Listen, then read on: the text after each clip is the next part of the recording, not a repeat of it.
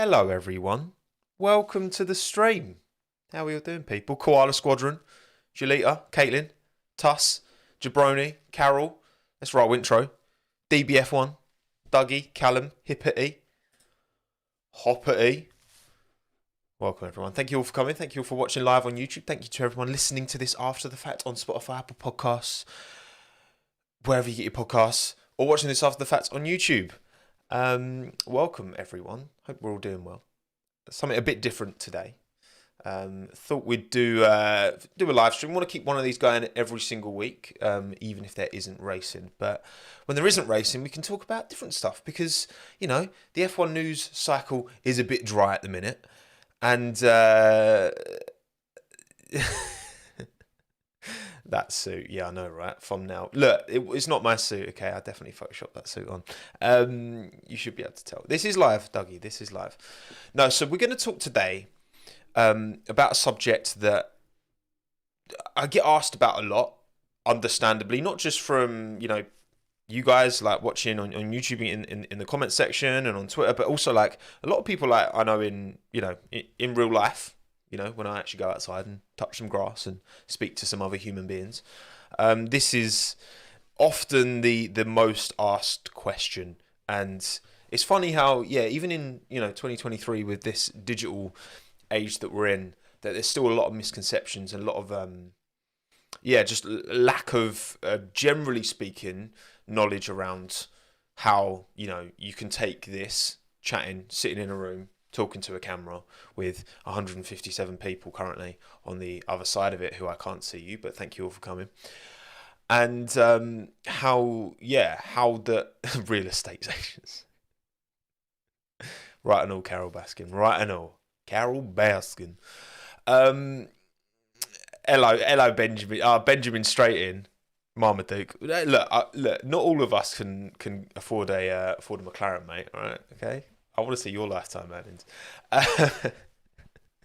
But yeah, I want to talk today about kind of what goes into it. How I earn enough to do this full time. Because I think there's a lot of areas that you might maybe be surprised. And I think it varies as well, because I think specific to this F1 niche that I operate in, compared to, say, tech YouTubers, compared to lifestyle, to gaming. Hello, Pondon. And Ryan as well. Yeah, there's a lot of different ways of going about it. So obviously I can only talk from my personal experience, but I think there's a lot of different angles to come at it. So first of all, hello Retty, good to see you. Aryan as well. Formula Marius, Bruce, Victoria. First of all, I want to ask how many different, because I've kind of narrowed it down for me anyway, how many different income streams do you think someone in my position with a channel of my size and been doing it for as long as I have, how many different income streams do you reckon, chat, I have, or at least have access to? I haven't exploited all of them. Literal use of the word exploit, not a nasty exploit. Just I haven't got the most out of all of them. But how many would you say? Because 3, 4, a few 5s, a couple of 6s. Okay, yeah, a few of you have got it. It's not been the most common one. But in my opinion, wait, have I updated the overlays on this? We're going to find out. Oh, remember, audio only. Listen, Apple Podcast, Spotify, this side. Do it. For me, anyway, broadly speaking, there's 6. So we've got Google AdSense, which is determined by how many people choose to view my videos. I'll get a cut, and I'll explain all of these as we go through. Ad integrations. This video is sponsored by Squarespace or HelloFresh or Skillshare or whoever. Then donations. So there's like a join button down there. If you wanted to pay £2 a month to be, and you get some nice emojis and you kind of stand out in the live chat. Donations like that. Also super chats as well. So, and obviously, if I was on Twitch, obviously that's a huge part of the Twitch ecosystem, right? Donations and members. That's one of those that I don't, I get super chats, which obviously I'm super grateful for on here. But that's something that exists here, but doesn't. It's not. It doesn't exist in the same way that it does on Twitch, for example. Merchandise. I've done some bits in the past. I've done my pins. Have I got any pins knocking about? I've definitely got some extra pins knocking about somewhere, but they're not here. And posters that I did. There is merchandise coming. We'll get there one day. There we go, hippity hoppity. Thank you for the £2 add in. That's a super chat. So that's one of them ticked off. Boom. Yeah, the 50k pin came out well, didn't it, Pondon? It did.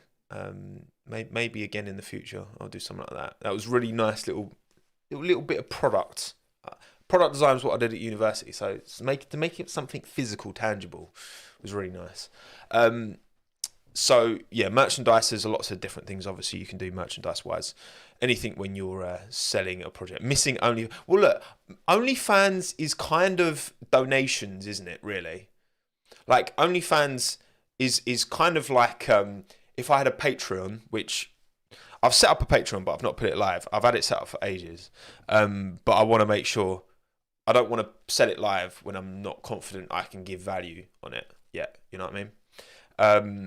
But Patreon and OnlyFans are kind of two of the same, really. You're just putting content behind a paywall.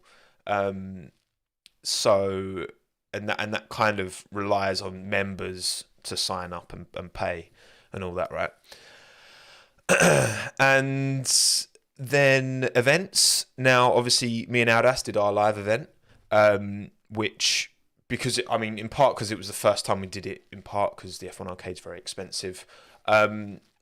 Let's just say we didn't make any money from that. Going forward, where we do live events, obviously, we're going to set it up in such a way that we can make money, because we should be able to make money from these events. And, you take the time to put it on. You want a degree of return of investment to make it consistent, And then appearance fees I've put in there as well. Obviously, I've been really lucky to have done a few bits of Sky Sports now.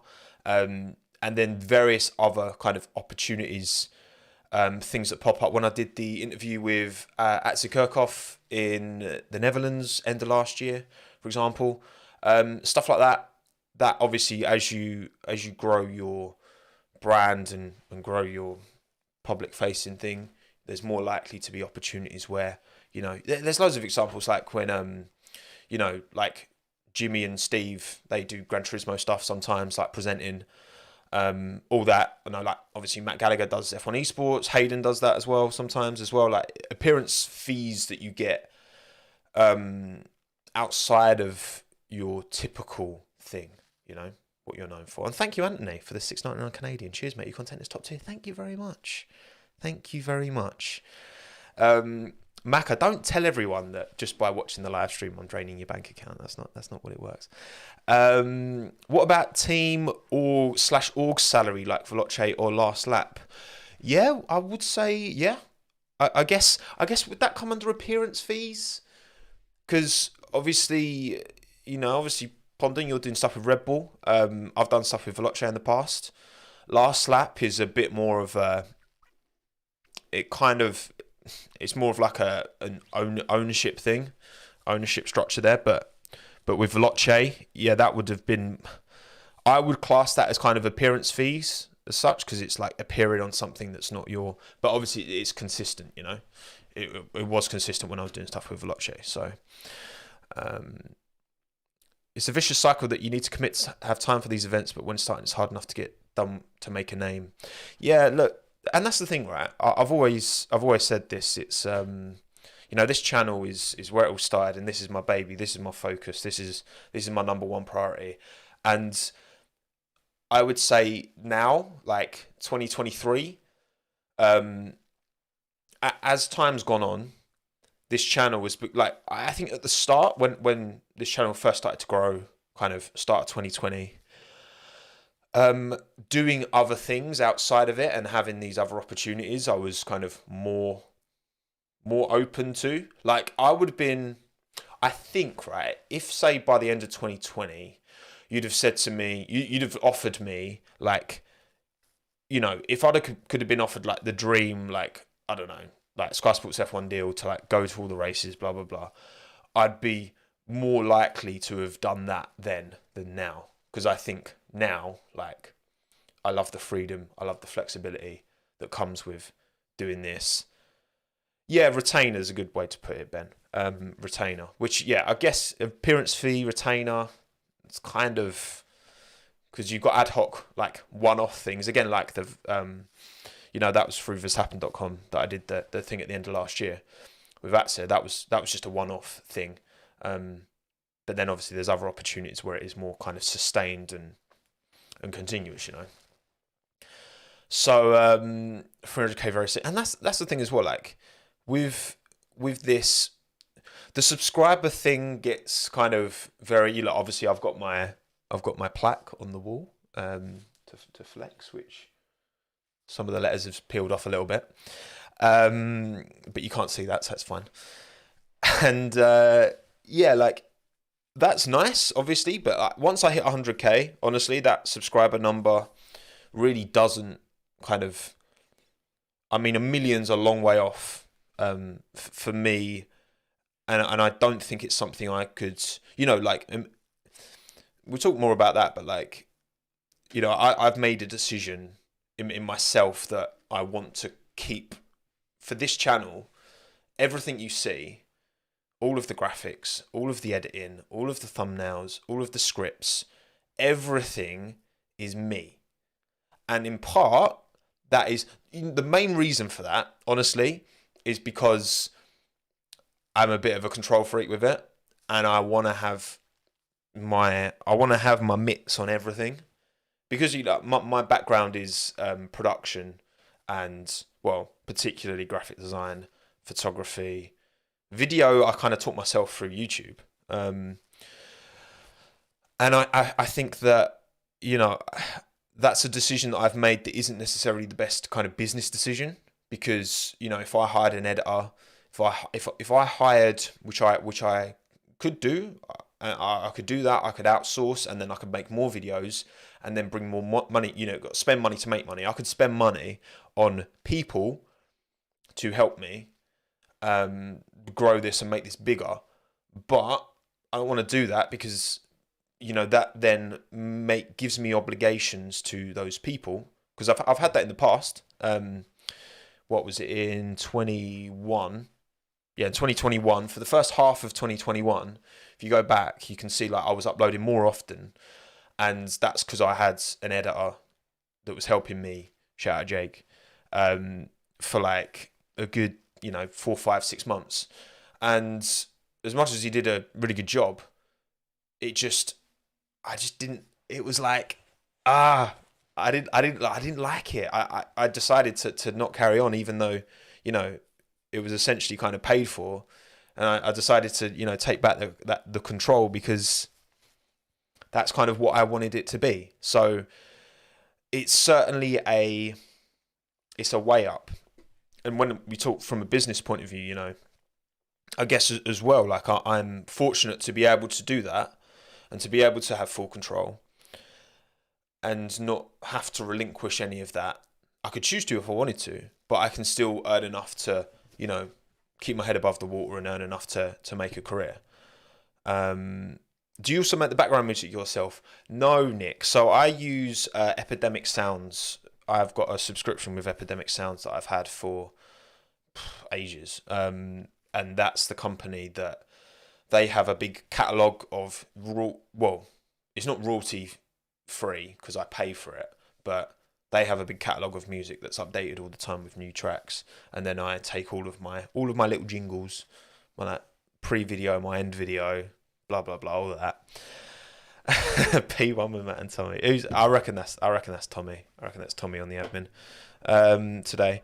Yeah, and then so I use that to for all of my music, so I don't get in trouble. And like for the images that I use, I've got a subscription with a image company that so I pay monthly, and they give me access to their image catalog so I can use the really nice high quality pictures in my videos. All that. Hello, online cricket coaching, big up. See, look, this sports, it's a niche. It's a niche sport, but there's going to be a lot of crossover with different things. But Pondom, what I use XPB for mine. P1 Tommo team at Marduk Club when? Well, look, I think Buckmore 24 is happening this weekend, but I think maybe next year. Next year I want to do Buckmore 24, so we'll get some other creators. But I know you're doing it, aren't you, Ben? I think you're doing it, Ben. Right. So let's go through the list. Yeah, so many F1 YouTubers here. I know, right? Everyone's getting their pen and paper out. Right. I'm the teacher for today. So Google AdSense first and foremost. Now, to anyone who doesn't understand, the way that it works on YouTube, so there is it's a 55-45 split, with the creator getting 55%, the YouTube getting 45%, which I think that's the case, isn't it? I'm pretty sure that's the case. And that's based off of what advertisers spend on YouTube. So say I'm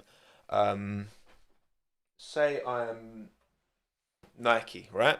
Lovely pink low Jordan 1s that I got in Miami. Lovely jubbly, right? So I'm Nike, right? I want to spend money on YouTube and I've got £1. I've got £1 to spend, right? Here you go, YouTube. Here's £1. Then YouTube takes that ad and puts it in front of one of my videos, okay? So you click on a video and then it plays the ad. Someone in there, Nikes, boom, boom, boom, right? YouTube keeps 45p of that pound and gives me 55p of that pound. That is the long and the short of it. It is more complicated than that because also you hear, I'm sure you've heard terms like CPM and RPM and all that. Depending on the niche. So say you're making videos for kids, like kids TV stuff, that kind of style. The value of so if you're making kids TV style stuff on YouTube, the type of ads that are going to be shown against it, you're not really going to be showing like Nike stuff on a video that's designed for 5-6-year-olds. You're going to be showing, Lego or Duplo or whatever, right? Thank you, Lucas, for the cash, by the way, for the $2.99. Big up, appreciate it. You're gonna show those kind of ads relevant. YouTube's quite good at this now because it's in their best interest that they show you an advert that's more likely to be what you want to see. And when I say you, like, there's 447 of you in the live chat at the minute, right? So you could all go and watch my latest video, which you should have already. F1 driver 7 years ago. If you haven't, then what you doing? And I can almost guarantee every single one of you will get a slightly different advert. And maybe some of you get the same advert, but depending on who you are, because some of you are going to be younger, some of you are going to be older. You're going to have different interests. You're going to have different other things that you watch on YouTube. So based off of your cookies and what you watch, you get served certain adverts. So the long and the short of it is that the value of, say you're like a tech YouTuber, for example. Tech YouTubers typically earn very good money from Google AdSense because the type of ads that get placed on their videos are more high value ads because their audience is more likely to be maybe a bit older, maybe a bit more disposable income, because tech generally it's not a need, it's a want industry in a lot of cases, right? So you got Cineworld. There you go, Caitlin. You got Cineworld. So like maybe you want to go to Cineworld and go watch the movies. Like, whereas I never go to the cinema really, so that wouldn't work with me. It wouldn't be worth showing a cinema ad. I mean, I pay for YouTube Premium though, so because I watch a lot. As much as I make YouTube videos, I watch a lot of YouTube as well. I watch like I watch a lot of YouTube. That I don't really watch telly at all. So I also consume as much as I kind of create for sure. But yeah. So you've got. I lost my train of thought there. So higher value, boom. Depends on what niche you're in. So gaming typically is quite low value. Um, for me, mine's kind of in the middle. I think my CPM's around about. I'm not even sure, to be honest, because you use it as like a vague calculation for why is it not updated that thumbnail? I don't know. Are you all seeing the right thumbnail? You seeing me in the suit? Yeah. You're not seeing me. You're not seeing the F2 car because for some reason when I just opened it, it was showing the old thumbnail. So what is my CPM? You gonna show it to me? No, I can't even remember. Why is it not coming up under revenue? That's so weird. It used to come up under revenue, but it's changed now. They've definitely changed it. I don't know. Oh, there we go. Well, okay, my RPM is 296, which is revenue per 1,000 views. So you can do the maths yourself to like that. That's a rough. That's based off the last 28 days. So for every 1,000 views, I get paid £3 basically. No, it's not. It's not that, can I? So yeah, and that will vary massively. Some people get RPMs of over £10. Some people get RPMs of pennies. So yeah, it really does depend on the audience, and the audience for obviously my stuff is very much dictated by who's into F1, who is into F1 enough to search it on YouTube and finds value in the kind of things I talk about and the way I talk about things. So that all determines Google Ads. And look, it can vary massively as well, by the way. Like this is all dictated by views. So, for me, a good month, like a really good month, purely on AdSense, because I know people will want me to talk about certain numbers, and I'm not going to talk about numbers when it comes to brand deals and all that, because I'm not entitled to talk about that because they probably wouldn't be very happy about me. But I mean, in terms of AdSense, like a really good month would be like £5,000, like a really good month, which happens very rarely. Like that would have been like I think when I was putting out my McLaren, all my livery redesigns, I was doing loads of videos. I think I did about £5,000 in AdSense that month. On average, though, it's a lot less than that. I mean, a bad month is probably like a low month now is like 1,500. It's like a low month. So again, if you take that and extrapolate that over the course of a year, if I had a bad month every month, I would only earn like 18 grand from the channel. If I had a really good month every month, it's like 60 grand. So it varies massively.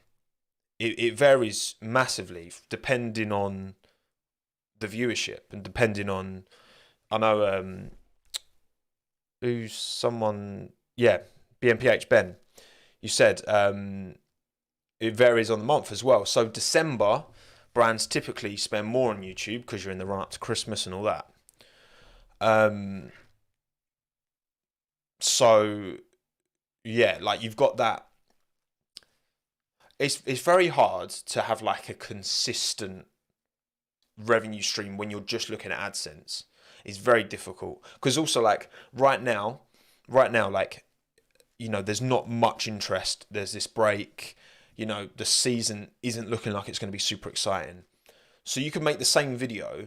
If I make the same video now as I would have done like 2 years ago in the middle of 2021, I'm going to get a lot less money now, a lot less views because if views converts to money, the views are going to be a lot less now than it would have been 2 years ago, you know. So yeah, and the January struggle, exactly, Ben. The January struggle is a very real thing.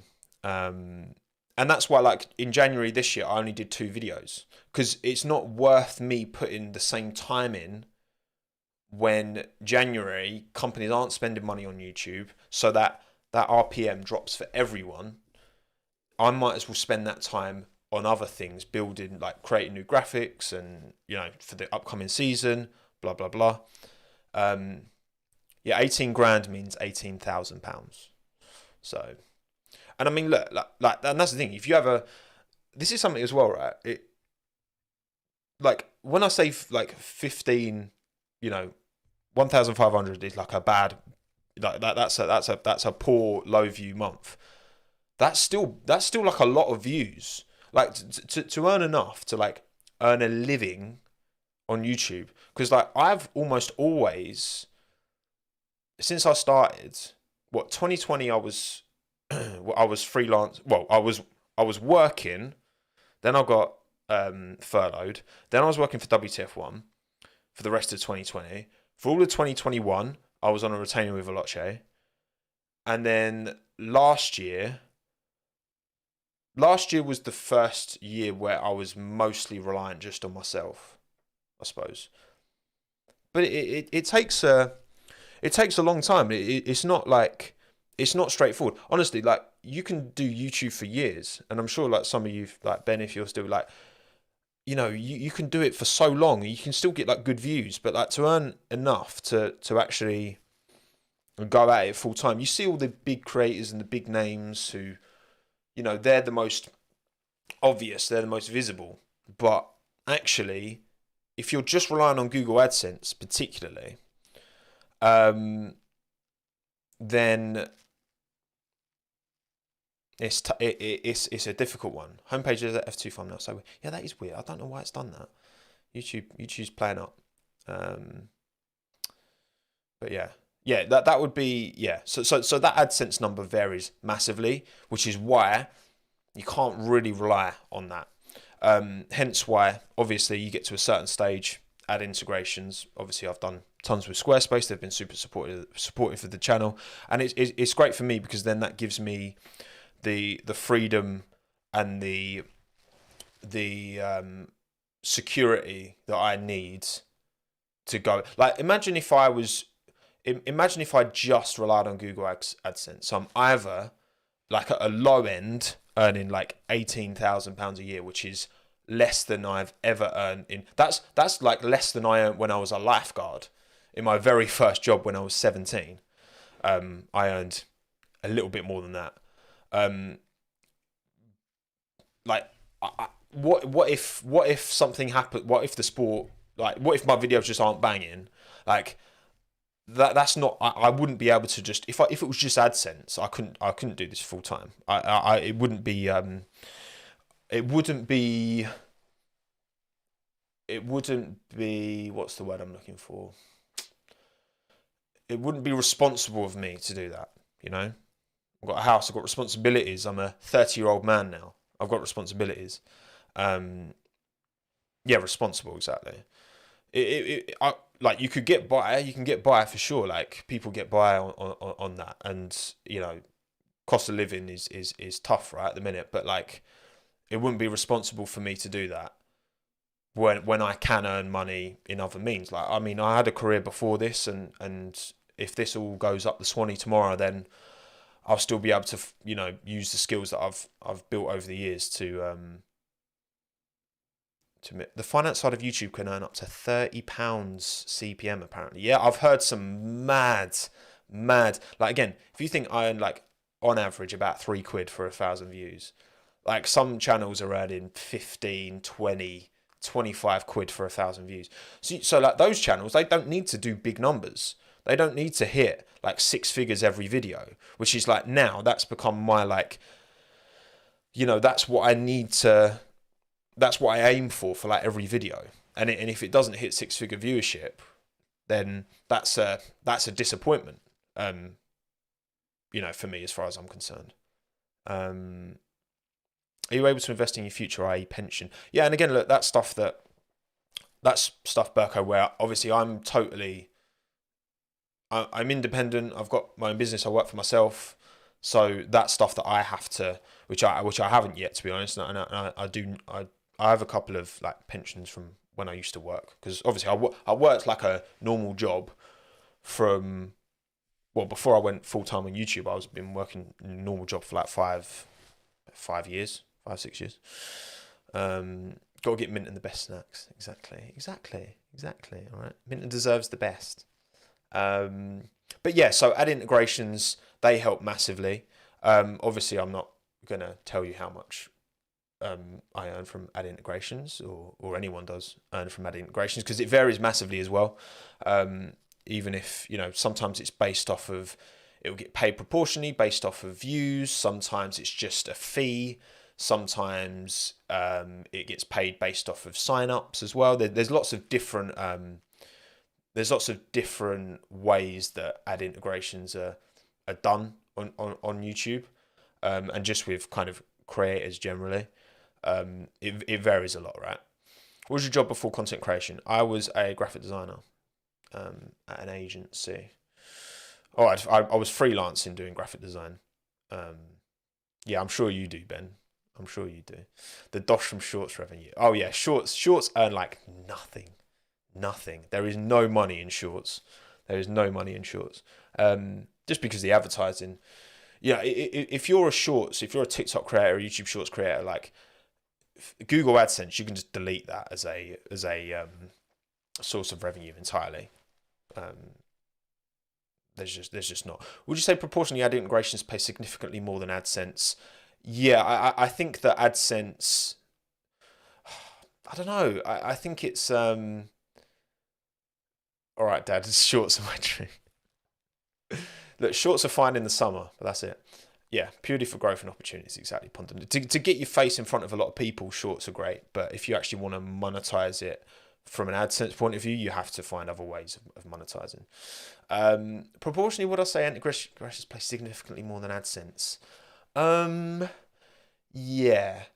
No, they do. I think I think ad integrations, because the thing is, right, if there's an ad that runs before a video, and it's like, so you click on one of my videos and then you get an advert for Center Parks, right? And it just plays, and it's a generic advert for Center Parks. If you don't know what Center Parks is, it's like a holiday, UK holiday. They have them in Netherlands as well, I think. You get that advert playing before your video, and then it's just some random actors, and they've got this ad, right? There's that, and your likelihood of engaging with that is pretty low. Let's be honest, right? It's pretty low, because don't forget, right? Advertising is what makes all this possible. It's what makes F1 possible. If there's no advertising, there's no sponsors, there's no brands putting their money into F1, then F1 doesn't exist. Like, it's not privately funded anymore like it was in the 50s, just by rich people out of their back pockets. Like, advertising is how this whole online thing works. And yeah, so if you get that ad run before a video, versus if Center Parks came to me and were like, right, Tommo, we want you to do a 60-second, 45, whatever, ads in the first part of your video talking about Center Parks. Like, yes, the likelihood of the average person converting is still low, but it's certainly higher if you've got me, the person actually talking about it, being like, look, this is me at Center Parks. This is me, like, doing the thing. This is me, like, co-signing it directly myself. So I think, Ben, that's why, yes, the ad integrations do rightly pay more proportionally than AdSense, because AdSense is a generic ad, versus it's kind of like in something like TV shows, you'll see like when they've got a random ad running like in the break between TV shows, versus when you're actually watching a program, and in the program they're talking about their new like Stella McCartney bag or something. I like Center Parks. I enjoy Center Parks. Yeah, one day. I mean, Hannah loves Center Parks. That's a favourite place in the world. So yeah, product placement is worth insane amounts. Exactly. But also that relies on, and that's why it's important for me to not push things and promote things that I don't genuinely like find value in or believe in, because if I'm pushing stuff that I don't think can give value, then I am just exploiting the trust that you as viewers have in me, and that's not what, like, that's always going to end up, well, it's immoral for one thing, but it's always going to, even if you can get away with it. I mean, the amount of emails I've had about Raid Shadow Legends, my goodness. I don't know how many different agencies they use to try and push their game, but oh my God, I've had so many emails, and I'm just like, leave me alone, please. Leave me alone.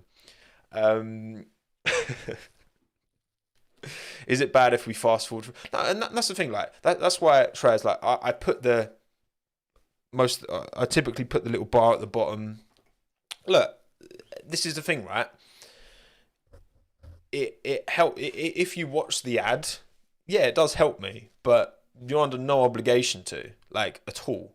Like, it's in such a way that you can watch my stuff and not pay any money, which is great, because it's like, it's a win-win. If you want to engage with these things, great, you can. If you don't, fine. I'm not putting anything behind a paywall, And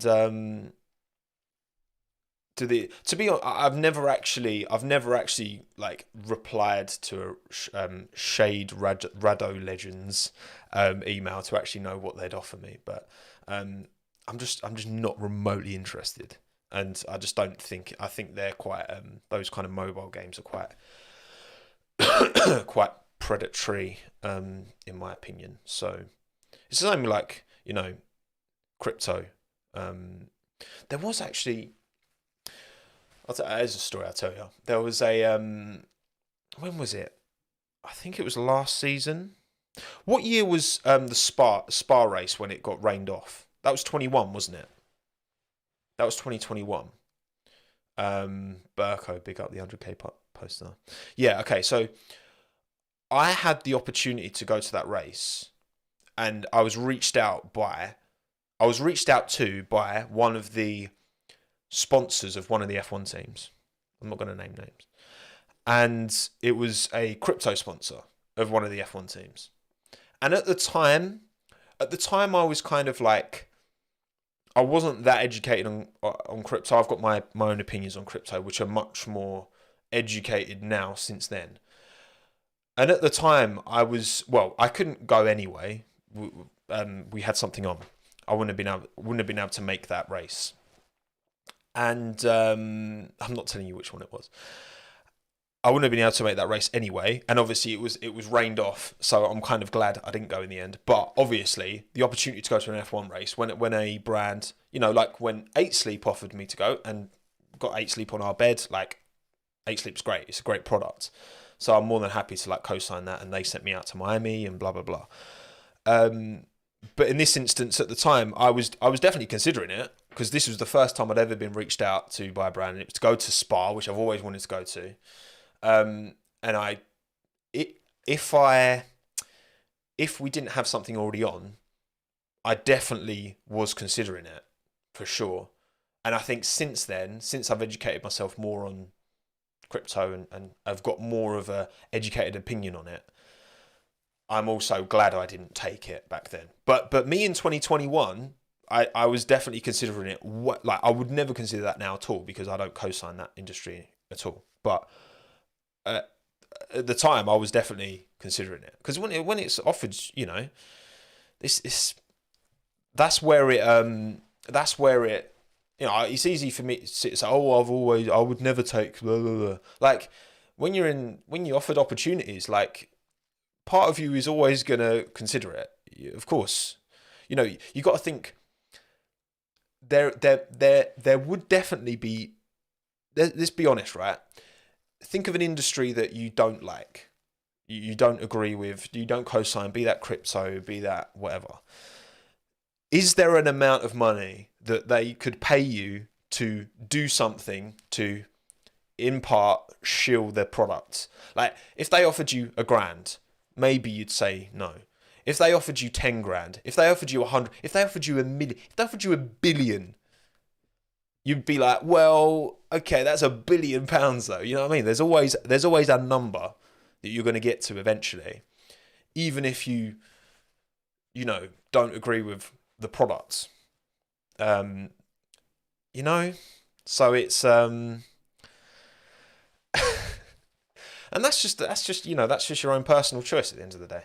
It's that's just your own personal choice. I don't think the crypto space is 100% bad, not by any stretch, but it's just not, from my understanding, from my fairly educated opinion on reasonably educated opinion on it, I think anyway. It's just not something I co-sign. But anyway, I've gone off on a right tangent now, haven't I? Donations, members. So this is the section, say you were saying about OnlyFans earlier. Well, OnlyFans would come under this section for sure. Members, people pay a subscription. Again, I've got the join button on the YouTube channel, £2 a month. People do Patreons, people do OnlyFans if it's a bit more saucy. And what if you'd be invited to British GPT by an OnlyFans team? Look, fundamentally, I'm sorry, I don't have a massive issue with I get that exploitation happens on some of these platforms. OnlyFans is one of them that, yeah, that does exist. But do you have all OnlyFans is, it's no different to Patreon. You're just putting content behind a paywall. It's just the content that people choose to put behind the OnlyFans paywall is very different to the typical content people choose to put behind Patreon paywall. So when it's just OnlyFans obviously gets all of the eyeballs because of the type of content that's on there, And how about YouTube Premium? Is that better than AdSense or negligible? I think that's negligible, David. It does break it down because, yeah, if you get viewership from someone who's watching on YouTube Premium, obviously there's no ad being played, but you get money. You still get money from that. I think those YouTube Premium viewers are worth more, but there's infinitely less YouTube Premium viewers than there are, regular, completely free viewers. For God's sake, but yeah, so donation members, obviously super chats exist on YouTube. Again, this part of the monetization thing is way more. It's like very much part of the Twitter culture, isn't it? Like donations, gift subs, all that. YouTube's not really cracked that at all, and it does feel like YouTube is maybe somewhat stalled in their push for live because, I could be doing these streams on Twitch. Kind of look at what Matt and Tom do with P1. They do their Twitch streams. They've got like a really nice system going there. They've got their Twitch streams where people are engaged in seeing the full uncut stream, and donos, gift subs, members, bits, all that, right? And that in itself is a monetary that brings in money for them, and then they also then take that footage and they turn it into a YouTube video, which then they put on the YouTube channel, and then that earns money in the same way that kind of I earn money from my stuff with AdSense and ad integrations, if you want to add that as well. Corbin, thank you for Luca, thank you for gifting them, because they do gifted members on here as well. As Luca just gifted one to Corbin, so they've started to try that, but I think they've stalled it a bit, YouTube, because it costs YouTube a lot. It costs any live streaming platform a lot to host live streaming. Like, that's very expensive compared to hosting VOD, just purely VOD. So I think it very much depends on, and it depends on the creator, the individual. Sometimes these streams, sometimes people donate, go crazy. I mean, I find it Australians. To any Australians out there, my Australian viewers are by far and away the most generous when it comes to donations. I swear, I swear, at least 50% of the times I see a super chat, it's in Australian dollars, which is, it's so interesting. It's like, I wonder what it is. Like, why is that particular demographic, which is relatively small compared to, I think Aussies comprise about 5% of my total viewers. But you Aussies are just mad generous. Like, I'm not complaining. I'm not complaining at all. It's just interesting. It's really interesting. But yeah, so this can obviously for Twitch streamers, for streamers, this donations members thing really comprises a significant part of what they do. Dime, wait, you guys are getting paid, mate. Dime, come on, you've got 2 videos that have got more views than my highest view video has ever got. So you must have got paid from them, mate. Come on. But also, you put infinitely more work into your videos than I do into mine. So credit where credit's due. Check out Dime, by the way, who just donoed 250 RSD. Stupidly good YouTube channel. Dime, keep it up, man. I love seeing what you're doing. You're killing it at the minute. Drunk Aussies. Yeah, maybe drunk Aussies. True. And the name Tommo is very Australian. That is true, Sam. That is true. Don't get paid to walk Minton. Yeah, that's, man, I could just become I feel like, and right now, about a third of my total viewership right now, like in this last month, for example, about a third to a quarter is coming from you guys watching this live now, but also all of you are watching this as a video after the fact. So also, like, the live component of what I do has become bigger, I think. Not really out of design either. I just kind of, I'm going to do the pre-race streams, and I was like, I might as well start uploading them as a podcast. And then once I'm uploading it as a podcast, I also then want to do more to keep it consistent, and you know what I mean? Sorry, Callagher, did I miss your super chat? I apologise, mate. Let me scroll back up and see. Thank you, Anthony, for the 279 Canadian. For Minton. Big up. For Minton, exactly. Sorry, I do sometimes. There we go. I found yours, Callagher. Thank you very much for the. Is that 20 Danish kroner? Would love to go to Denmark. Never been. The moment when you felt your channel took off. Oh, for sure, it was Rich Energy Red Bull video. It was the end of 2019, start of 2020. That is for sure when it took off, and it kind of rose, and now it's kind of leveled off somewhat, for sure.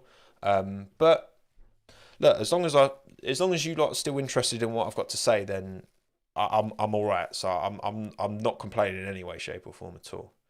I'm very privileged to be able to do what I do, and I appreciate that every day. I really do. And thank you, Tuss Ewell, for joining Friends of Tommo as well. Big up. Tommo Waffle for the win. Exactly.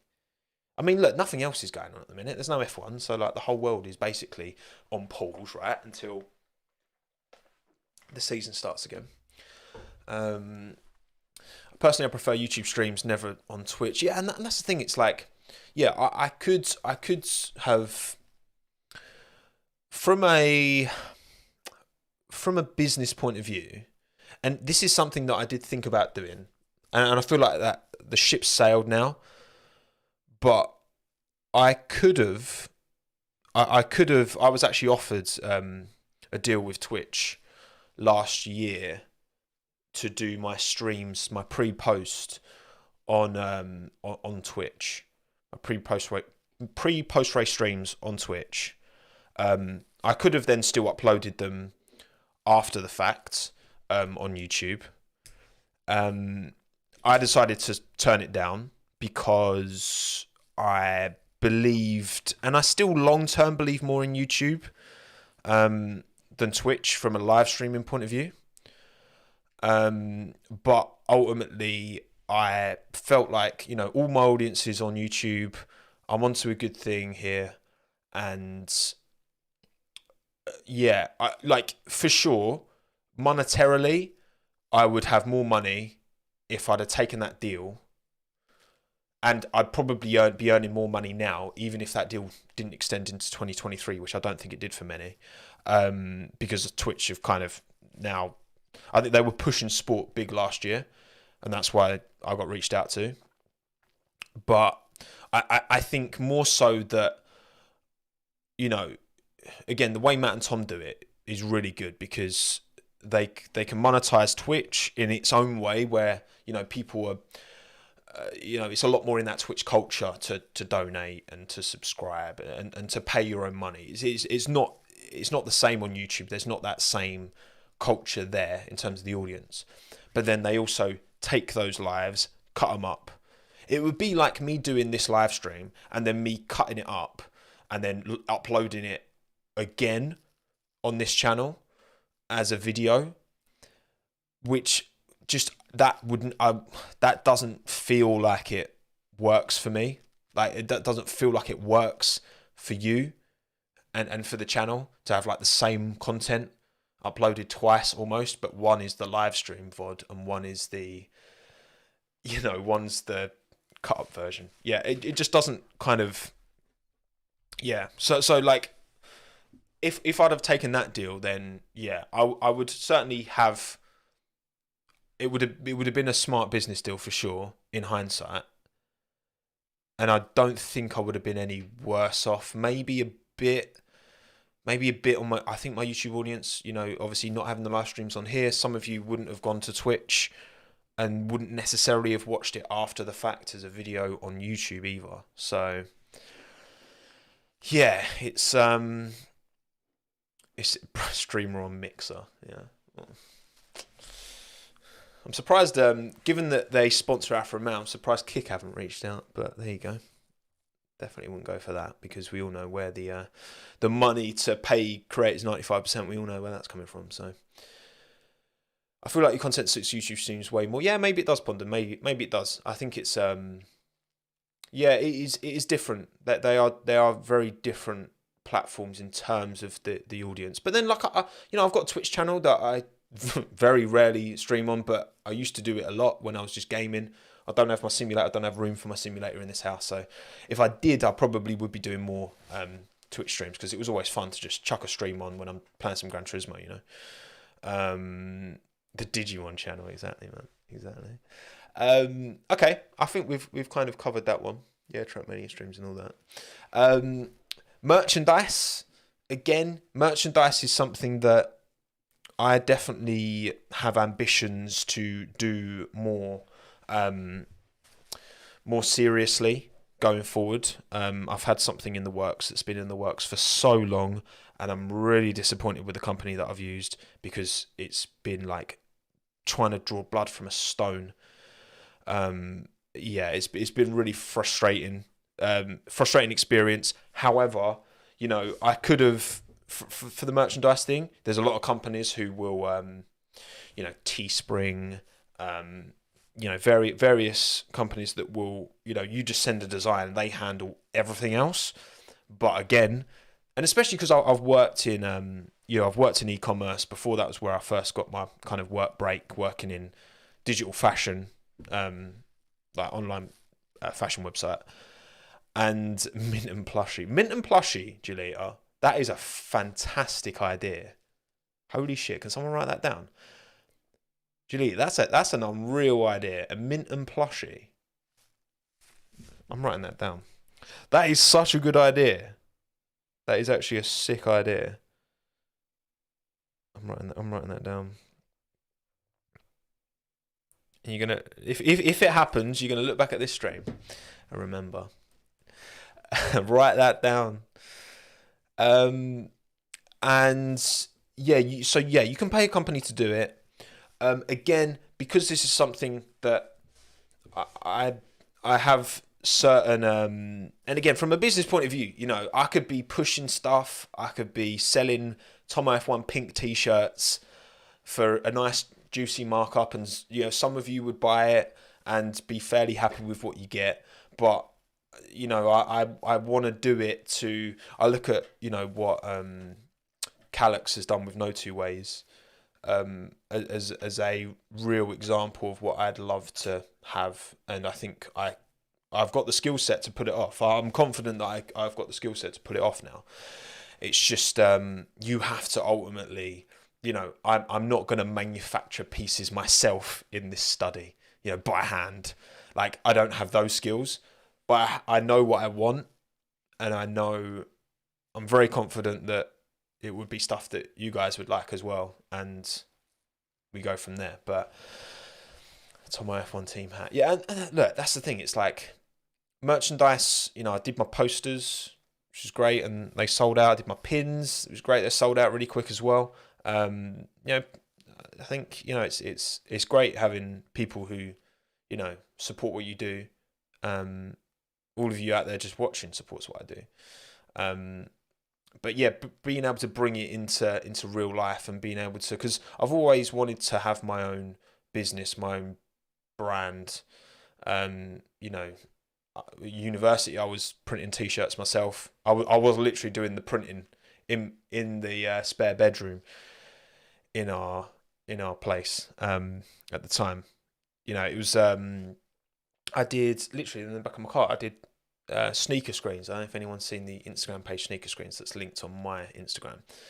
But I used to do that, and it was like illustrations of trainers, and I made some stuff, some physical prints and that, and they came out really well actually. I was quite happy with them. And you look at what Quadrant's doing, what Lando's doing with that, Daniel with his Enchanté stuff. I think that there is, it's certainly, if I do start something and I put something out there, obviously having a community, having you guys to support and hopefully like what I do, is going to give me a big head start, and I'd be silly to not utilize that privilege, that opportunity that I would have. Can you say in it, bruv? I just did. I bought a hoodie from a creator that was clearly from something like Teespring, best part £50, and it was horrific quality and ruined after 2 washes. Need good quality, reflects your brand. Exactly, Adam. Exactly. That is precisely why I haven't rushed in to doing merchandise, because there are so many horror stories, and like, it's just, there is a real responsibility to like not just rinse, people who take time out of their day to support what you do, to rinse people for money.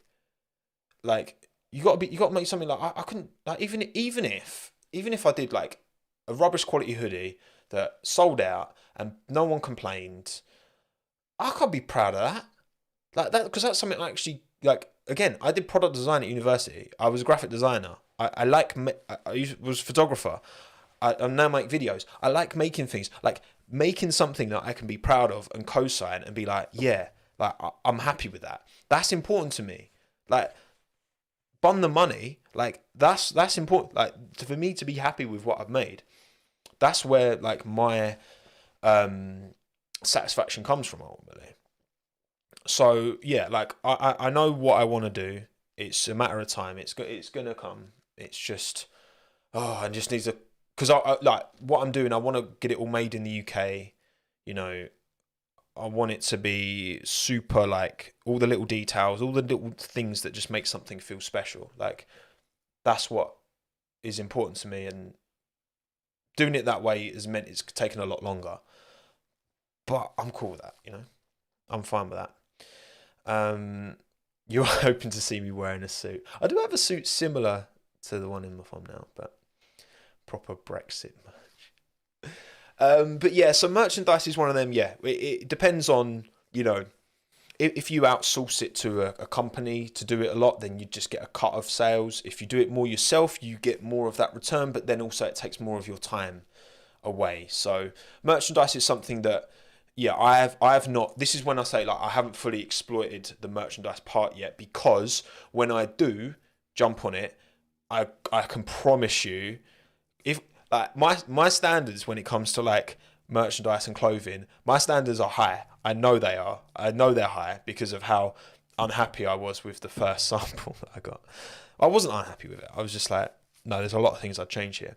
So I'm confident that as long as if it meets my expectations, then I'm confident it will at least meet yours. That's all I'm saying. Toy cars would be cool.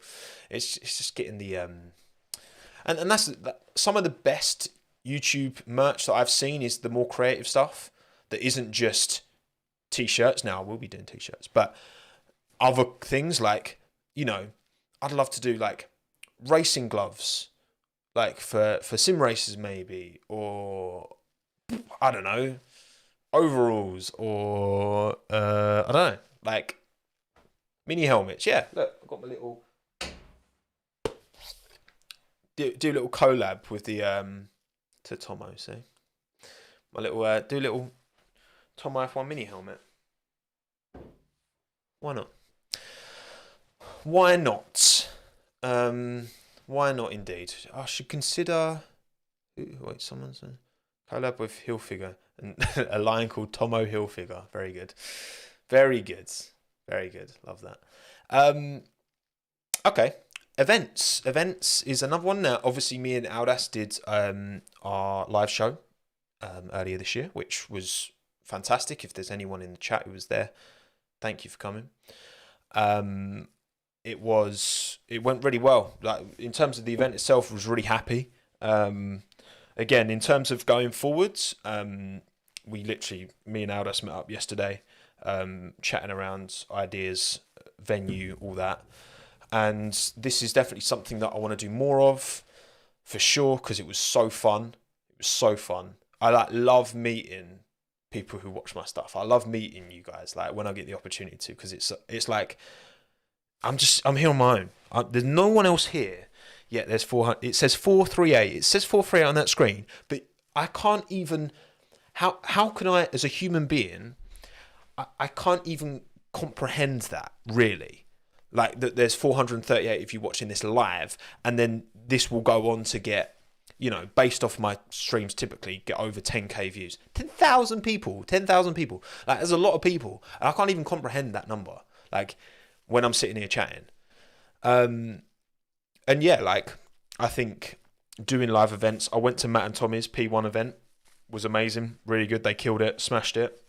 Matt's really good at that stuff, and I was super proud of Tom because he was really good. Like they both did a great job, and I think these kind of things where they're accessible opportunities for us to all meet up and just talk about F1, because it is still, as much as it's getting bigger, it's still a niche sport. It's still, just being around like-minded people. Like, it was so nice that there was a couple of lads who came to mine and Aldas's live show, right? And they didn't know each other beforehand. One was from up north, one's from near my way. And they met at my live show, and they just got along so well that when I went to Matt and Tommy's live show, I walked in, saw the bar, saw them two straight away, and they're like mates now, and they became friends after me. Like, that was like, mate, I was made up. I was so happy.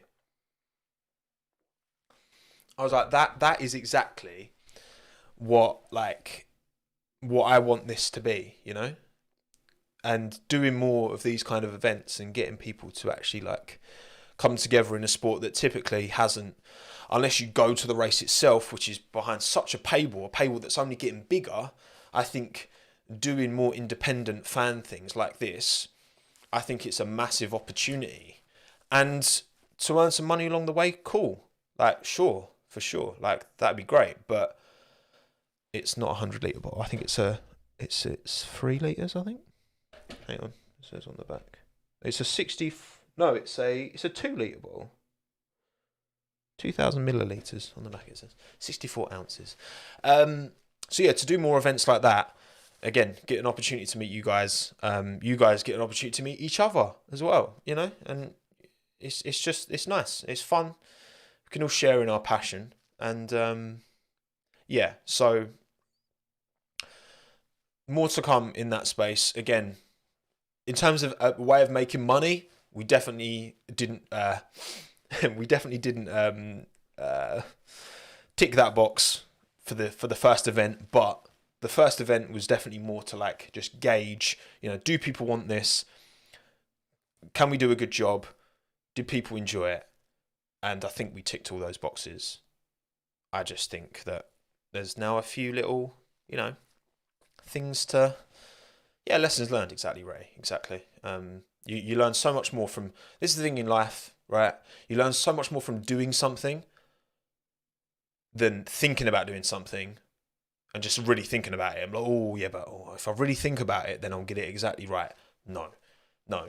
There will always be things that that only get really taught and really stuck in there through experience. Cheers, PJ. Appreciate it, mate. And finally, yeah, and then appearance fees. Like I said at the start, the bigger you get your brand and profile, and again, I've been super lucky to, I've been on Sky Sports a bunch of times. Didn't say that thing with Atzi and Verstappen.com last year.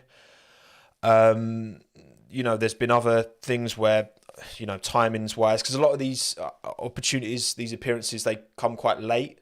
So, like for example, to go to Miami last year, I didn't get an appearance fee for that, but they facilitated the opportunity for me to go and to do the live stream there, which obviously was amazing. But that came up like 2 weeks before the race, and I just happened to have that weekend free. So, yeah, that's obviously something that in time comes, and I think that now I'm starting to get more confident, having done that year with Veloce and presenting stuff to a camera outside of my comfort zone somewhat. I feel like confident doing like presenting and yeah, talking about stuff like not to a script. I'm terrible if you put a script in front of me. I'm the worst. I'm awful. But yeah, I think that stuff kind of comes with time as well. Yeah, the bigger you grow your profile, the more likely that agencies are going to want to reach out and see if you want to do blah blah blah. Thank you, Julie. I'm glad you enjoyed this Sky video with Ted. Ted's Ted's a nice, very very nice bloke. Very nice bloke. Had a very good time. It was good fun. But yeah, that's the kind of long and the short of it, really. They're the kind of six main things that I would say. And how you just called him Milton, eh? Milton. Milton. He's Minton. Min. Min.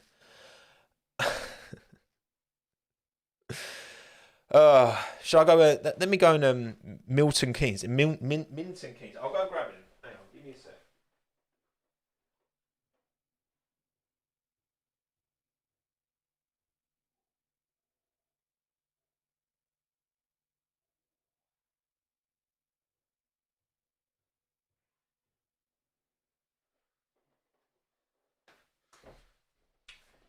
The sausage is here. The sausage is here. Oh, roll intro once again. Um, yes. Don't call him Millwall. How dare you, Zelda? How dare you? How dare you call him Millwall? Oh, you someone tired. You were tired, boy. There he is. Here he is. My son, my firstborn. He's the goodest of boys, aren't you? You're the goodest of boys. You've been sleeping, haven't you? You've been having a nice kip. There you go. Look at him. I just don't get how he's so tired all the time. Like, they say dogs sleep on average, is it like 16, 18 hours a day? I don't know. He sleeps a lot. He would happily just sleep all day if I let him. But perfect for a plushie. Yeah, should we make you into a plushie? Maybe like a 2 scale plushie, right? Look, he's what? Look, this is his full size. Sorry, audio only listeners. This is his full size. So that could be a great plushie. That could be a fantastic plushie. Why does he look? Because you're tired and Daddy woke you up, aren't you? Right, go on then. Go back to bed. Oh, good boy. Um, yeah, he would be great. Exactly, wrap around for your neck. Oh my God, yes. You know when you go on an airplane and you have the neck pillow. It could be a Minton neck pillow. See, look, we are coming up with some fantastic ideas here. This is like genius, genius. Ideas are flying. Exactly. This is good. I like this. This is like a business meeting. We're coming up with creative ideas for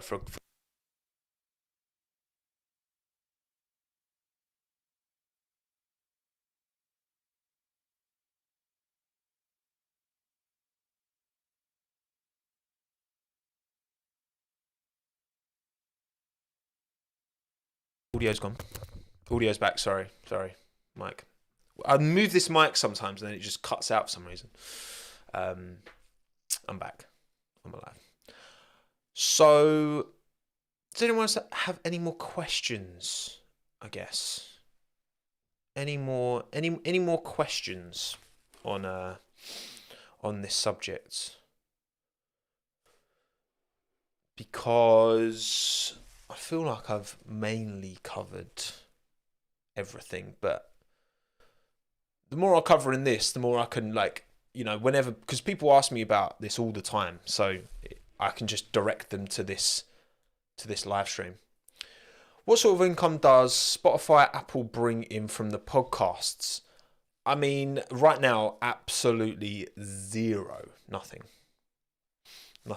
at all. I haven't got enough viewership on audio only to monetize Spotify, Apple Podcasts, all that. The audio only. Maybe in time, but again, I mean, most of my, you know, if my post race Chinwags, typically they get, I don't know, if you can go on the channel and look yourself, like 35 to maybe 45k on YouTube. If I was getting that viewership on audio only, then that's definitely enough to get some kind of monetary paid deal. But I'm getting that viewership on YouTube instead, which is also monetized. So, you know, when I finish this live stream, it will become a video that is an hour and 20 minutes long, however this will be. And then that will just get it will then just get monetized like any of my other videos, with an advert at the start, advert at the end, blah blah blah. So yeah, that's the kind of that's the way it is at the moment. Yeah, I've not put enough focus on that space, I guess. But again, it's silly for me to not upload these as audio only when some people do just want to listen. So it's a fool's errand to not do it. You know, end goal, don't have one. You don't know where this space is going to go. I mean, YouTube as a career has only existed for the last 10 years. So I think where it'll be in another 10 and then another 10. So yeah, I very much just take things as they come, plan for the moment, and then see what happens. That's the kind of, yeah, that's the way I'm approaching things. Would you ever start a network? Yeah, I mean, because, well, I would never go with a network because I like doing everything myself. But then again, I suppose by doing everything myself, that then gives me the skills that would be perfect for a network, because there's always going to be other creators who don't want to do everything themselves. So if I've got my finger on a little bit of everything, then I could do that. Would I want to do that right now? Definitely not. But maybe, like, I don't know, in the future, say I wanted to do less YouTube videos, or this just started to dry up, then setting up a network could definitely be a valid, like, my name's Tommo, I built up this channel, been on YouTube for so many years, did it all myself, did all my editing, blah, blah, blah. So I can, like, I negotiate my own contracts, I do all of that stuff. So, yeah, that could definitely be something viable. And that would be something that, whether I'd want to do it or not is a different question entirely. But I think it's something I could do if I wanted to, yeah. I had a question regarding photography imagery. How does all that work? I think I already touched on this, PJ. But yeah, I pay for I've got a license with one of the various. There's a few different ones. F1 image banks that exist out there, and I pay a monthly subscription to use their imagery. It's not cheap, but you know, if I want to. If I'm going to do this legit and not just like poach people's images, then that's what you've kind of got to do. But yeah, I'm not going to say how much it is, but I guarantee it's more than you'd think. Well, I can't guarantee that, can I? But you know what I mean.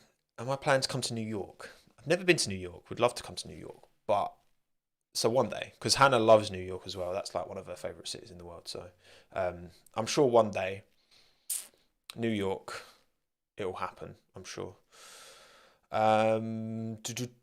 What's the difference between Twitch and YouTube streaming? I mean, fundamentally, not, it's the audience. That's the difference. That's the audience and the culture of it.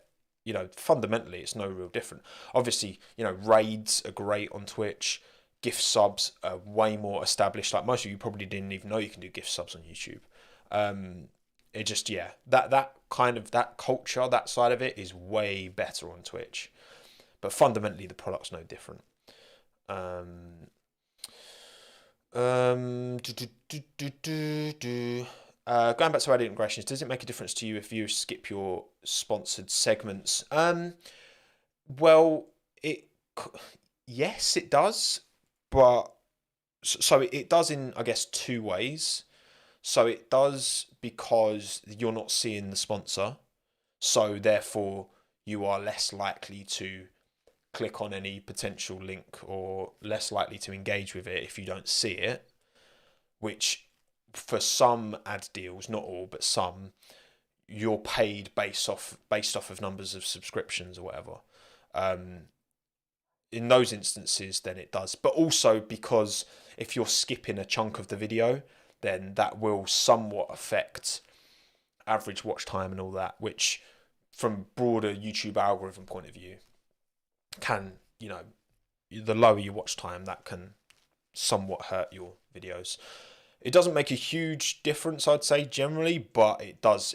Does it make a difference? Yes, it does. If people skip the sponsored segments, but I get why people do it. I'll be honest.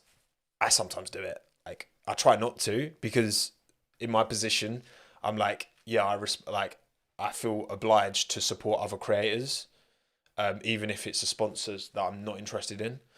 But then I think more people, and this is something I need to do more as well, better at integrating the sponsor and so it feels less of like a harsh cut and it's more intertwined within the content. I think people are getting better at that.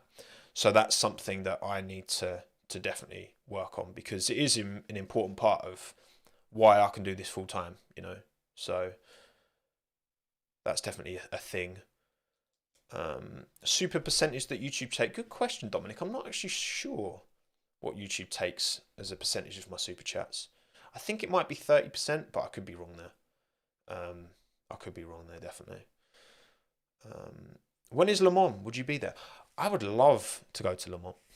I've driven through Le Mans, this town, but I've never actually been to. Is it 45 on that as well, Luke?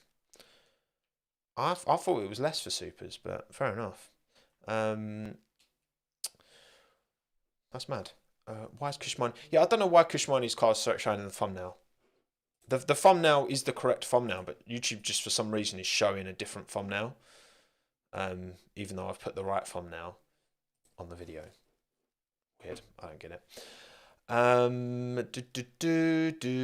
Do you get double the money if you watch the same video on different accounts on the same device? For example, I changed what account I was logged into midstream, so I had to watch another ad. Yeah, probably. Yeah, that probably counts as two different views because all of it's tied to your account. So, like, if I watch an account on my channel and then switch to the Cool Down podcast channel, and watched again, then.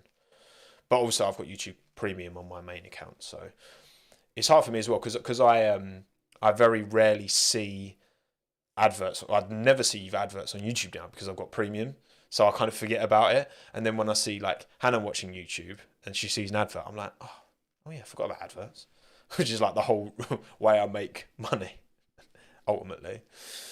What percent profit are you making from YouTube? I mean, my costs are pretty low. That's what's kind of my operating costs are pretty low. Like you think, well, I mean, I've got my hardware now, like my laptop, my camera. These are all like quite big expenses that I paid, you know, years ago. Yeah, my operating costs are pretty low. Like obviously when I go into the city to do last lap and train fares and you know software like my Adobe subscription for Photoshop and all that, that's a monthly cost. But yeah, outside of that, I don't. So most of the money that I generate, most of it is money that you know ends up being profit and money that I can pay myself, you know. But also, obviously, when you set up a limited company, it's like, how much do you pay? The business takes a certain amount, and then you pay yourself a certain amount. And I've got accountants to help me with all that kind of stuff, because I don't have a clue when it comes to that stuff. Do you want to do live videos / go to races and do coverage kind of thing?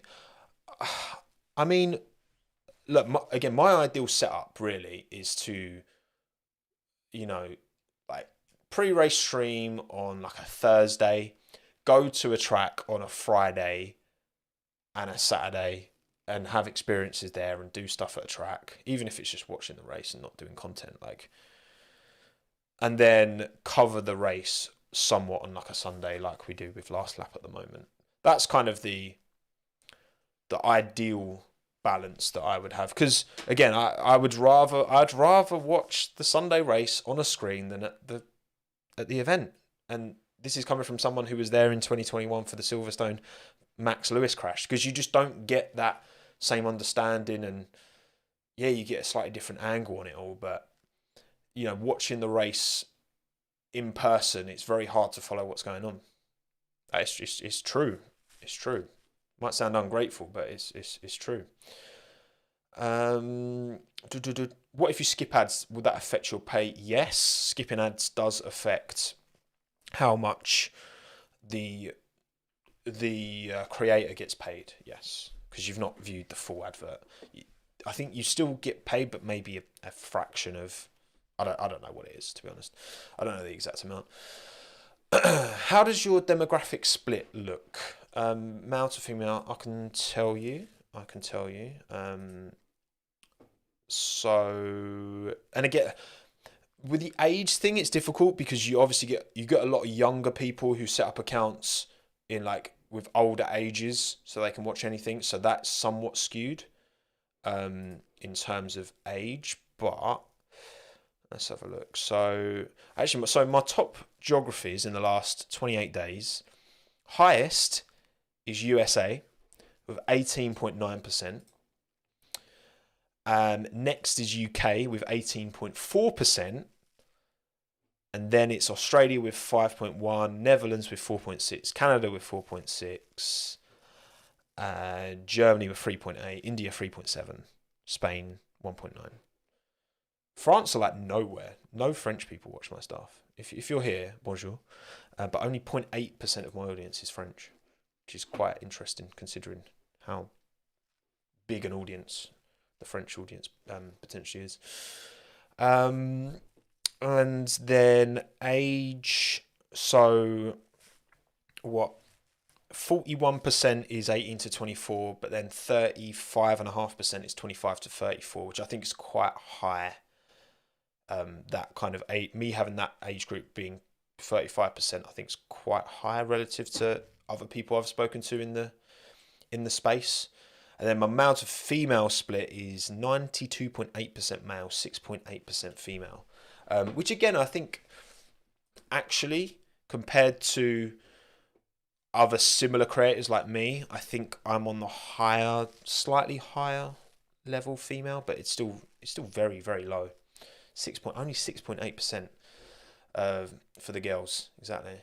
But yeah, that's the split. What else? Answer a few more questions. We'll go to an hour and a half. Which football team do I support? I support West Ham, sadly, right now. Not having a great time with that. And never skip it. Internet historian ad. Those are basically content. Yeah, exactly. That's what I need to do more. So, are you coming to Australia for next year for F1? I'd love to say yes, maybe. I don't know. We'll see. We will see. 30% from... Yeah, I thought it was 30% from Super Chats. What camera lens do I use? I use a Canon EOS R with a 35mm prime lens on it. So I get the nice background blur. And it's very compact as well. Like the camera's tiny. From front to back, the camera is that. That's how deep the camera is with the lens on as well. It's not this big, long, chunky thing. So, to any audio only, that's about 4 inches. I don't know. I'm not sure. If someone clicks on your video, likes it, and then leaves immediately, is that worse than not having clicked on it at all? Since the watch time would be terrible. Yes, it is, Seldar. Yes, that is definitely worse. If you see a video of mine and you don't have time to watch it, please don't click on it. Just wait until you do have time and then click on it. There's all these little kind of idiosyncrasies with YouTube that you might not understand or appreciate. Jonas, friend of Tommo, off topic, thoughts on the pit stop incident. Okay, shall I think I'm gonna. I'll wrap it up. I feel like I'm conflicted in talking about it. I'm very conflicted in talking about it because whenever it's fellow, even though their audience is very different, and the content they make is very different to what I do, they're still fellow F1 content creators in the space. They are guys that I've met like a couple of times now, especially at Matt and Tommy's thing. I was sat with those guys, chatted to them loads. Yeah, it's it's a tricky one because I think that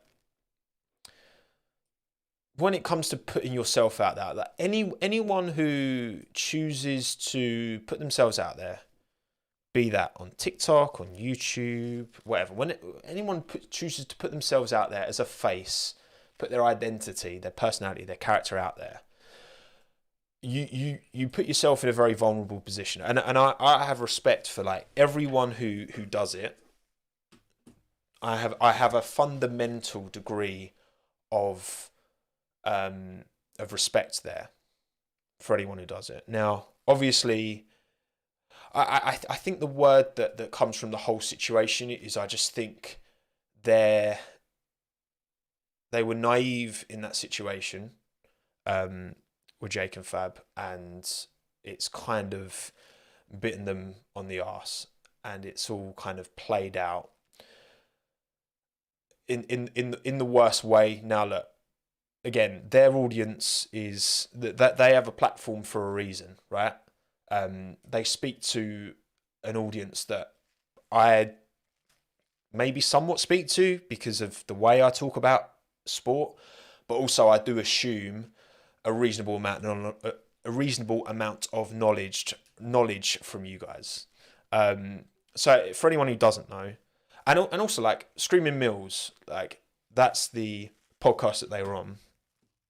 So basically, you've got Screaming Mills. There's a podcast run by Marcus Armstrong and Kanamala. I think it's Marcus's. I think Marcus is the main person behind it. I think, and he obviously races in IndyCar now. And it's podcasts that they do. Him, Clement Novalak, blah blah blah. They've had a bunch of guests on, and I think I'm not sure what's the actual ownership structure there with their pod, but they had Jake and Fab on, who run the Pit Stop podcast, which is like, in terms of independent podcast, is like the biggest independent podcast out there. And yeah, they had Jake and Fab on there, and their brand with Pit Stop is very much like, you know, we're new fans, we're learning, we don't have loads of knowledge. There's various clips which obviously F1 Twitter's enjoys them not knowing, that Seb won 4 titles at Red Bull, blah blah blah, right? But obviously, like, their brand is to be very kind of naive to the sport, and I'm not going to be one who jumps on like, oh, that content shouldn't exist, because there's an audience for it. If there's an audience for it, if people are going to watch, then they're clearly touching on something and appealing to a type of person who's interested enough in F1 to engage with a podcast that is around F1 as a subject matter, but aren't looking to be educated on it in the way that typically like me saying things or Sam Collins talking about things. So they've got their audience, right? And they've, you look at the relatively short time they've been doing their podcast to build up the numbers that they have. Like, you have to give credit to them for achieving what they've achieved, as much as, and that's a whole other conversation, as whether they should be getting the opportunities, or they should have been getting the opportunities that they were getting. Like, you've got two guys who taking on the knowledge that they already have from, particularly Jake, from the social media industry, as far as I'm aware anyway, that, they have achieved what they have. They've built the audience that they have.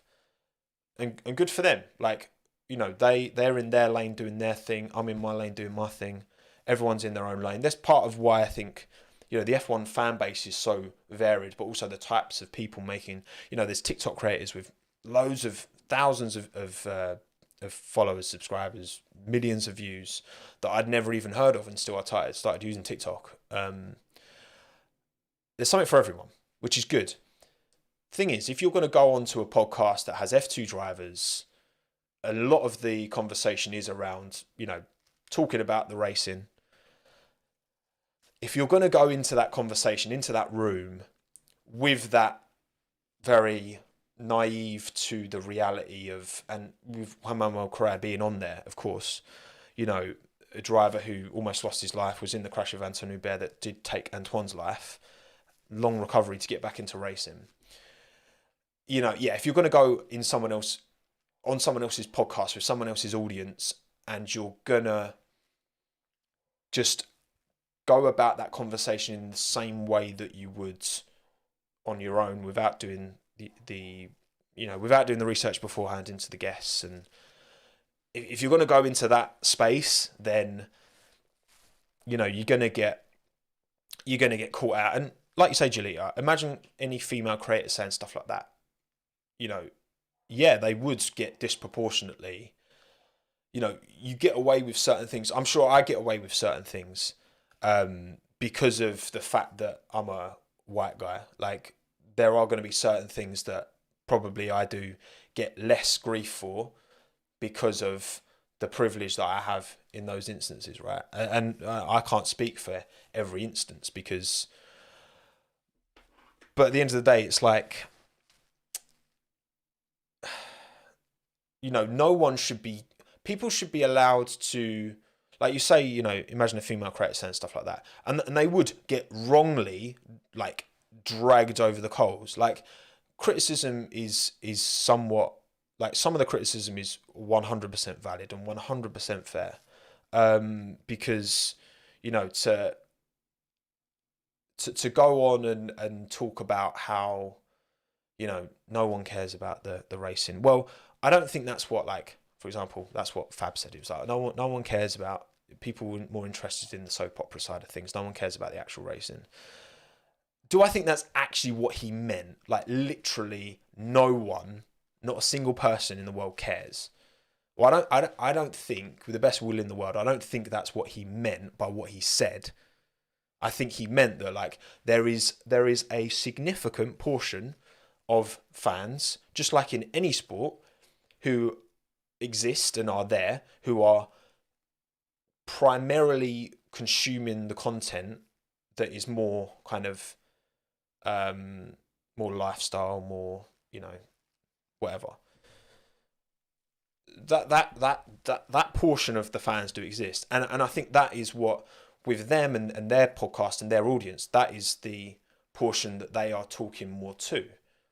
So I think that's just an example of, like, do I think he literally meant, maybe he did, I don't know, but, like, I don't think so. I don't think that's what he literally, what he meant to say. And that's why, like, Marcus was like, I think Marcus, like, heard what he said and was like, no, I feel like I get what you're trying to say. But then even Marcus was like, he felt like, he said that he doesn't think most of their viewers watch the racing. Which, again, do I think that he actually, I don't know. Like, maybe, but I think also like you need that underpinning of interest in the sport to find the fact that their racing drivers interesting.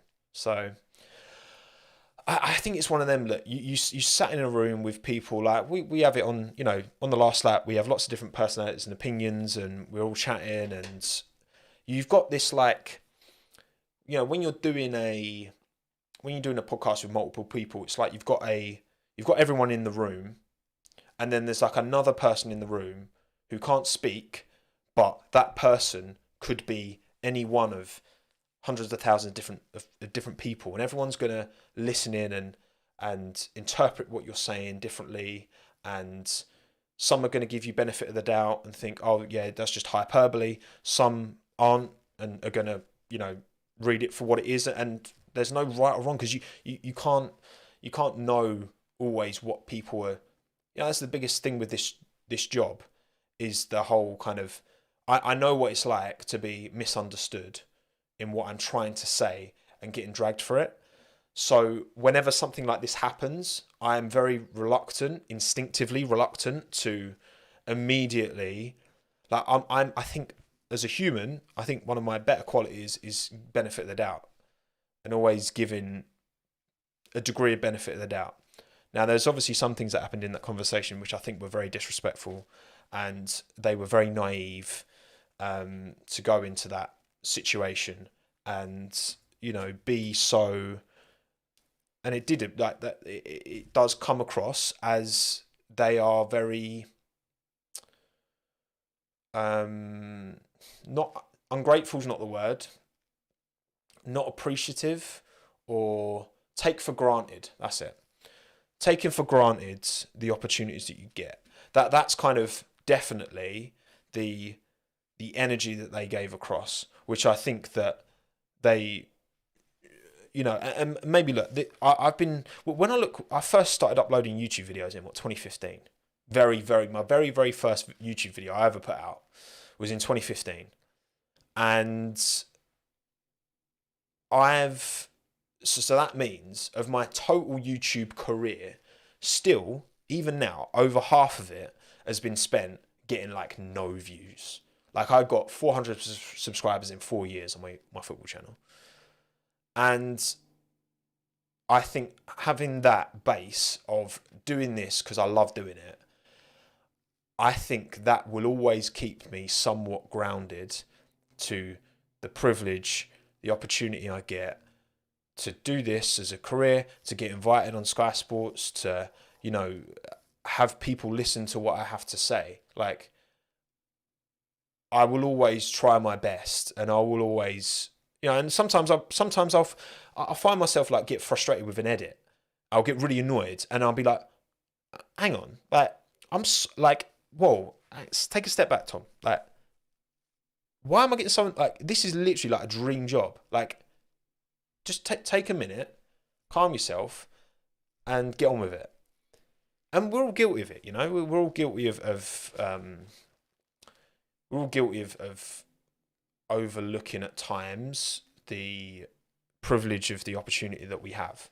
And I think that's, you know, and then again, for One Man World Career to be on that podcast, a driver who's been through so much, you know, if that was any other driver that Jake was saying, oh, I didn't know who you were. Like, if that was a driver, like, that's still, you know, that's still a bit of a on the nose thing to say. Like, maybe it's, I don't know, you're not in the room, right? They're all in the room together. It seemed a bit uncomfortable, but whatever.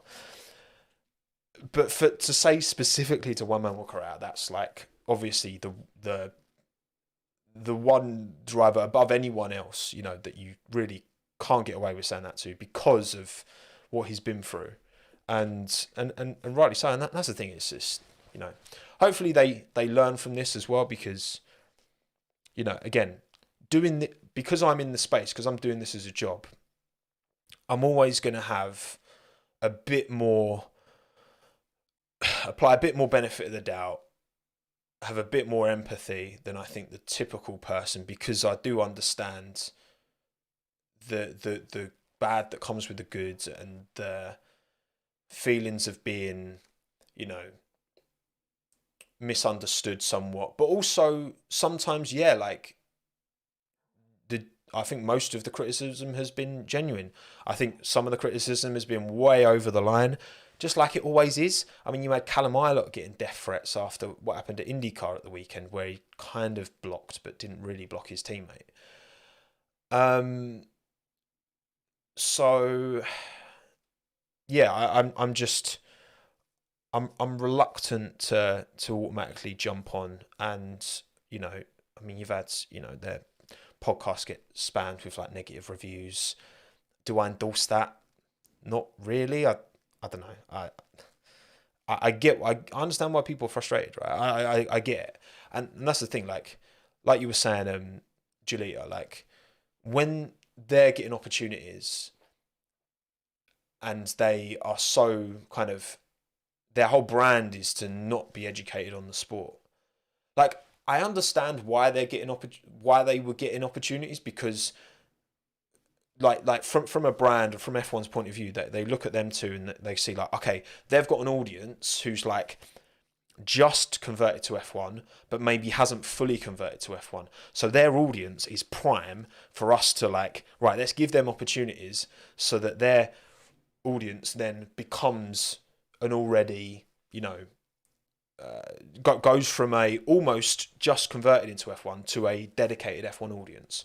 We can convert those fans. If you come to someone like me, now look, all of you watching, all of you in the live chat, just by being here, watching me, you must be already a passionate, you know, well-established F1 fan. So the value in sending me to a race or giving me these opportunities, you could definitely understand why they can see that as being less, because, well, Tommo's audience is already all big into F1. We're not going to generate any new fans from getting him on, you know? So I think that is why they get those. But I get that, you know, obviously when you've got established creators, be that myself, you've got a world of fantastic independent creators. I'm always trying my best to kind of push people that I see and do well. I still try and do my mystery F1 YouTuber link for like almost every video. And I see like, you know, this is the great thing with, especially like TikTok and that, it's like that barrier to entry for people who care and are passionate. But, you know, it's when I like to think part of the reason you watch my stuff is because you can see how much I love it. You see how much I care. Whether you agree or disagree with me, it's fine. Like, that's fine. Like, we shouldn't all agree. That's just not normal. But I like to think that my passion, my care, that always comes across. And when your content's not underpinned by that, yet you're getting these opportunities, of course I understand why people like, you know, get frustrated. Like I look at some of the opportunities they get and I'm like, man, that's like, they got to interview Charles and Carlos, man. I'd love to do that. That'd be unreal. But yeah, yeah, who obviously knows going forward. Like I like, as human beings, I wish them the best. You know what I mean? I think it's they were very naive in that situation, and they've gone on someone else's platform and they've not covered themselves in any glory at all. But you know, I just hope they learn from it, and whatever they do next, you know, the engaged F1 Twitter space as a community overall, which is broadly fine, to be honest, because it's just like anything. F1 Twitter gets a lot of stick. Most people are quite rational and normal in their takes, okay? But you know, if you're gonna put yourself out there, then what you say is going to be, you know, held against you. And even if you didn't interpret it, mean it in one way, it can be interpreted in many different ways. I've had that loads of times on Twitter. You know, when I'm talking about things on YouTube, you know, all of you watch my stuff. You have a good idea of where I stand on certain things, how I feel about certain drivers, who I think's good, who I don't think so good, blah, blah, blah. So when I talk about things, you have that context. When I talk about things on Twitter, and yes, I have so many followers, but outside of that, when things get retweeted and liked and shared, like it gets exposed. My things I say get exposed to all different types of people who have no idea who I am. And yeah, sometimes if you don't fully cover all basis with how you word something, then it is open to interpretation sometimes. You know, it's like when literally what, a couple of days ago, well, yesterday, when Ferrari got their case to overturn the Australia decision dropped, I just retweeted Chris Medland, who like said it, and I just retweeted L. It was L. Now, what I meant by that was like Ferrari took an L because they spent all this time trying to get this decision overturned, and it didn't come to anything. But then the first few comments were like, "Why is this an L? He deserved the penalty." I'm like, "No, that's not what I meant. I agree that he deserved the penalty, but it's a Ferrari L." And then like, I was just like, I didn't make that clear, did I? So I deleted it, and then I just went common Ferrari L, just to clarify that I was talking about Ferrari specifically, taking an L. It happens, you know. But anyway, thank you, Alec, mate. Thank you for the $14.99 Aussie dollars once again. Australian generosity. I appreciate that, Alec. Thank you very much. Day 149, I give him my money to you instead of someone's OnlyFans. Yes, thank you, Alec. Thank you, Alec. I appreciate that. To be honest, I don't understand your tweets on the regular. Like, fair enough, Kleiner. Fair enough. Get ratio break. Up yours. Right, okay. I think I'm done now. Thank you all for coming. Appreciate you all taking the time. Good chatting as per. Thank you to everyone who's watching this live. Jake, Jonas, Zelda, Luke, Kleiner, Julita, Dougie, Nikolai, Gamers Unite, Rowan, Thea, Video Game Valley, Dr. Araganto, Jay, Poppy, Arjun, Dominic, McCann, Cody, Corbin, Marcus, Racer, Penguin, Alfie. Thank you to everyone who's watched this after the fact on YouTube, and everyone who's listened to this audio only, which once again, I forgot to record this, so I'm going to have to wait until it's finished fully uploading to YouTube to then download it to then do the audio only, which is annoying. But there you go. I always forget this. Mint and Plushie, here we come, exactly. Stay safe, be well, be happy, drink water, as I would say. And I will see you next time, whenever that may be. I'm not sure yet. Next week video, probably. Go watch my 7-year back video, because it's a good video. I spent a lot of time on it. I was very happy with that. Right, cheers everyone. Stay safe, be well, be happy. Goodbye. Bye, bye, bye, bye, bye.